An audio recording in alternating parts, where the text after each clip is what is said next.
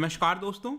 Core sector से related एक खबर आई है कि फरवरी मार्च के बाद से, जब से आप देखोगे लॉकडाउन लगा हुआ था, उसके बाद से लगातार यहाँ पर जो 8 कोर इंडस्ट्रीज होते हैं हमारे देश के अंदर, उसमें लगातार गिरावट देखने को मिल रही थी, कॉन्ट्रैक्शन देखने को मिल रहा था। लेकिन ये जो सितंबर वाला मंथ आया है, यहाँ पर लोएस्ट कॉन्ट्रैक्शन हुआ है। मतलब कॉन्ट्रैक्शन तो हुआ ही है, श्रिंक हुआ है, लेकिन सबसे कम श्रिंक हुआ है अभी तक। तो ये पूरा मामला है क्या, एग्जैक्टली आंकड़ा क्या आया है, ये 8 कोर सेक्टर इंडस्ट्रीज क्या होते हैं, वेटेज क्या होता है, सब कुछ मैं आपको इस वीडियो में बताऊंगा। चलिए आगे बढ़ते हैं। मैं हूं अंकित अग्रवाल और अपडेट के लिए आप मुझे फॉलो कर सकते हैं इंस्टाग्राम, फेसबुक और ट्विटर पर। मेरे लेक्चर की हर पीडीएफ आपको फेसबुक पर तो मिलेगी ही, प्लस साथ में आप मेरा टेलीग्राम चैनल ज्वाइन कर सकते हैं by searching Ankit Agrawal official. और अगर आप यूपीएससी की तैयारी कर रहे हैं तो आपके लिए सुनहरा मौका है, स्टडी आई है आपके लिए स्मार्ट कोर्सेज, जिसके थ्रू आप अपनी प्रिपरेशन और भी ज़्यादा अच्छे तरीके से कर सकते हैं। तो सबसे पहले देख सकते हो दोस्तों, हमारे इकोनॉमी में, किसी भी इकोनॉमी में 3 मेन सेक्टर्स होते हैं जिसकी हम अक्सर चर्चा करते हैं। एक होता है आपका प्राइमरी सेक्टर, जिसको एग्रीकल्चर कहा जाता है। दूसरा होता है सेकेंडरी सेक्टर, जिसको इंडस्ट्रियल सेक्टर कहा जाता है। और तीसरा होता है टर्शरी सेक्टर, जिसको सर्विस सेक्टर भी कहते हैं। तो यहाँ पर जो आईआईपी होता है, इसमें क्या होते हैं, इसमें बहुत सारे काम होते हैं। मतलब कि ये जो इंडस्ट्री वाला सेक्टर है, हम उसकी बात कर रहे हैं। तो हमारे देश के अंदर जो सेकेंडरी सेक्टर होता है, जहाँ पर इंडस्ट्रियल प्रोडक्शन होता है, उसकी हम बात करते हैं इंडेक्स ऑफ इंडस्ट्रियल प्रोडक्शन के अंदर, जिसको हम आईआईपी कहते हैं। तो यहाँ पर एक number of basket of goods को लिया जाता है। मतलब कि वैसे तो इंडस्ट्रीज में बहुत सारे गुड्स प्रोड्यूस होते होंगे, लेकिन एक नंबर ऑफ गुड्स लिया जाता है और उसमें देखा जाता है कि शॉर्ट टर्म में कितना चेंजेस आया है, और उसके हिसाब से यहां पर बताया जाता है कि आईआईपी कितना है। अब जैसे आप देखोगे यहां पर इसके 3 मेन कंपोनेंट होते हैं। एक कहा जाता है माइनिंग, दूसरा कहा जाता है मैन्युफैक्चरिंग और तीसरा होता है इलेक्ट्रिसिटी। इसके अंदर आपको ग्रुप ऑफ आइटम्स मिलेंगे, जैसे कि ये 400 ग्रुप्स हैं। अब हो सकता है इसमें हर एक ग्रुप के अंदर किसी में 2 आइटम हो, किसी ग्रुप में 3 आइटम हो। इसको लेकर भी मैंने लास्ट में एक एमसीक्यू पूछा है, वो आप करने की कोशिश करिएगा कि टोटल नंबर ऑफ आइटम्स कितने होते हैं। लेकिन ग्रुप अगर आप देखोगे तो 405 है एक, और एक ये हो गया और एक ये हो गया। टोटल 407 ग्रुप्स में यहां पर आईआईपी के इंडस्ट्रीज को बांटा गया है। अब यहां पर आते हैं 8 कोर इंडस्ट्रीज के बारे में। देखिए ये जो पूरी इंडस्ट्रीज है, ये तो काफी बड़ा चार्ट हो गया। अब क्या होता है कि यहां पर हम देखते हैं कि कौन सी इंडस्ट्री जो सबसे इंपॉर्टेंट इंडस्ट्री है हमारे देश के अंदर या फिर किसी भी इकोनॉमी के अंदर, उस इकोनॉमी की रफ्तार को आगे बढ़ाने के लिए जो सबसे इंपॉर्टेंट इंडस्ट्रीज होता है, उसी को कहते हैं कोर इंडस्ट्रीज। और इसमें टोटल 8 ऐसे इंडस्ट्रीज हैं जिसको आइडेंटिफाई किया गया है। ये 8 इंडस्ट्रीज कौन से हैं? Coal, crude oil, natural gas, refinery products, fertiliser, steel, cement, electricity.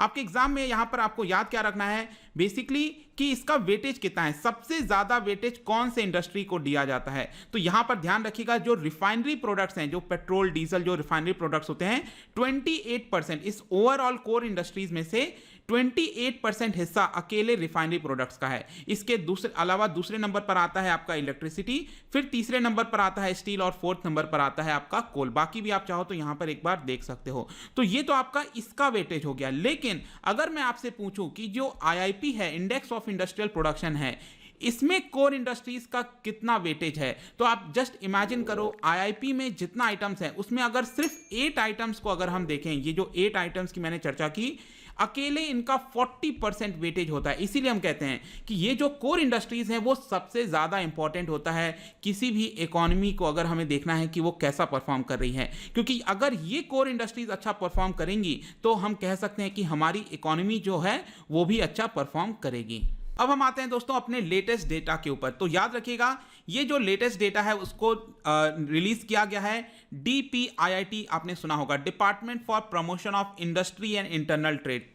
इसके अंदर यहां पर ऑफिस ऑफ इकोनॉमिक एडवाइजर हैं, उनके द्वारा ये डेटा रिलीज किया जाता है। और आप यहां पर देख सकते हो, ये सितंबर के डेटा की हम बात कर रहे हैं। ध्यान रखिएगा, सितंबर के डेटा की बात कर रहे हैं। देखिए जो कोर इंडस्ट्रीज का डेटा है ये 1 मंथ के बाद रिलीज किया जाता है। तो आप देख सकते हो सितंबर को गुजरे 1 महीना हो चुका है, और इसके 2 वीक के बाद जो आईआईपी का डेटा है वो भी रिलीज कर दिया जाएगा। मतलब आईआईपी का डेटा आने में करीब 1.5 महीना लग जाता है, और जो कोर इंडस्ट्रीज का डेटा है वो विथिन 1 मंथ में आ जाता है, और ये आपका आया है। अब ये 1 मंथ, ये जो सितंबर का डेटा है वो कैसा आया है इस बार, तो यहां पर अगर आप कंपेयर करेंगे कि सितंबर 2019 में जितना प्रोडक्शन हुआ था, सपोज मैं कहता हूं 100 का प्रोडक्शन हुआ था, इससे अगर आप कंपेयर करिए इस साल के सितंबर मंथ का, 2020 के सितंबर मंथ का, तो यहां पर 0.8 0.8% की गिरावट आई है। मतलब इस साल हमने 99.2 का प्रोडक्शन किया। आ रहा है समझ में? मतलब इसको जब हम कंपेयर करते हैं तो पिछले साल के महीने से कंपेयर करते हैं तो इस बार 0.8% का गिरावट आया है। और इसको आप यहां पर ग्राफ में भी अच्छे से देख सकते हो। स्पेशली मैं आपको दिखाना चाहता हूं कि मार्च के बाद से लगातार इसमें बहुत बड़ी गिरावट आई थी। आपको याद है मार्च के सेकेंड हाफ के बाद यहां पर लॉकडाउन लगा था तो वहां पर 8.6% की गिरावट हुई थी। अब जब मैं मार्च का गिरावट कहता हूं तो इसको आपको कंपेयर करना होता है मार्च 2019 से। सेम अप्रैल का अगर हमें देखना है तो अप्रैल 2019 से। आ रहा है समझ में?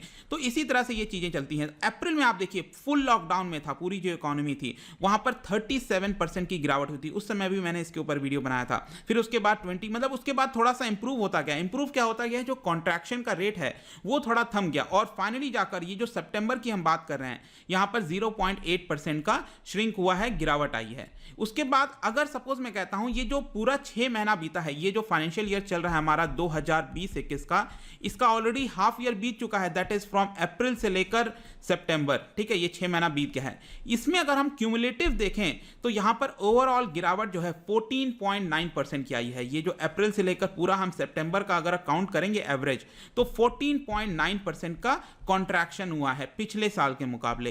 तो ये यहां पर गिरावट आई होप कि आपको समझ में आ गया होगा। इसके अलावा जो मैंने कोर इंडस्ट्रीज 8 कोर इंडस्ट्रीज की बात की, कोल, क्रूड ऑयल, इसका अगर आप सेपरेट भी देखना चाहते हो तो आप देख सकते हो। ये आपका सितंबर 2020 का आंकड़ा है। ओवरऑल मैंने आपको बता दिया 0.8% की गिरावट हुई है। लेकिन अगर आप कोल में देखोगे तो काफी अच्छा इंप्रूवमेंट हुआ है, 21% का इंप्रूवमेंट हुआ है, मतलब कि पॉजिटिव ग्रोथ हुई है। क्रूड ऑयल में यहां पर नेगेटिव ग्रोथ हुई है, नेचुरल गैस में भी नेगेटिव है, ज्यादातर चीजों में नेगेटिव है। लेकिन जो स्टील है और जो कोल है इन्हीं दोनों में आपका सितंबर के महीने में पॉजिटिव ग्रोथ देखने को मिला है। तो इससे क्या पता चलता है? क्या हम जो बुरा दौर है इकोनॉमी का गुजर चुका है, इससे हम क्या अनुमान लगा सकते हैं? तो देखिए यहां पर जो भी डेटा अभी आया है कोर इंडस्ट्रीज का, ये कहीं ना कहीं इन लाइन विथ है ऑलरेडी जो बाकी डेटा सामने निकल कर आ रहे हैं। क्योंकि इस समय इतने समय से जो इकोनॉमी पूरी ठप पड़ी थी, क्लोज पड़ी थी, अब ऑब्वियस सी बात है कि ये रिकवर करना स्टार्ट करेगी। तो यहां पर ऑलरेडी जो एक्सपोर्ट्स के ग्रोथ के डेटा है, कार सेल्स के नंबर हैं, ये इसी के तर्ज पर जो कोर सेक्टर का एक डेटा है वो भी लगभग ऐसा ही आया है। लेकिन ज्यादातर जो एक्सपर्ट्स हैं उनका ये मानना है कि अभी हमें कंक्लूसिव प्रूफ नहीं निकाल लेना चाहिए कि वापस से इकोनॉमी पटरी पर आ चुकी है। क्यों? इसका रीजन ये बताया जा रहा है दोस्तों, अगर आप देखोगे ज्यादातर विदेश में जो यूरोप है, यूएस है, विंटर मंथ्स में यहां पर वापस से सेकेंड वेव ऑफ कोविड-19 इन्फेक्शन आ रखा है। तो अगर बाई चांस हम नहीं चाहते, कोई नहीं चाहेगा कि भारत में भी सेकेंड वेव आए, लेकिन बाई चांस बाकी देशों के मुकाबले अगर भारत में भी इस तरह का दौर आ जाता है तो वापस से ये जो पूरी कोर सेक्टर हम थोड़ा बहुत इंप्रूवमेंट देखने को मिल रहा है, ये वापस से नीचे जा सकता है। इसीलिए यहां पर बार बार बोला जा रहा है कि हमें वेट करना चाहिए थोड़ा सा, अभी कंक्लूसिव एविडेंस पर नहीं आ सकते। तो आई होप दोस्तों यहां पर जितनी भी इंपॉर्टेंट चीजें थी आपके एग्जाम पॉइंट ऑफ व्यू से, 8 कोर इंडस्ट्रीज कौन से होते हैं, वेटेज क्या है वो जरूर याद रखना।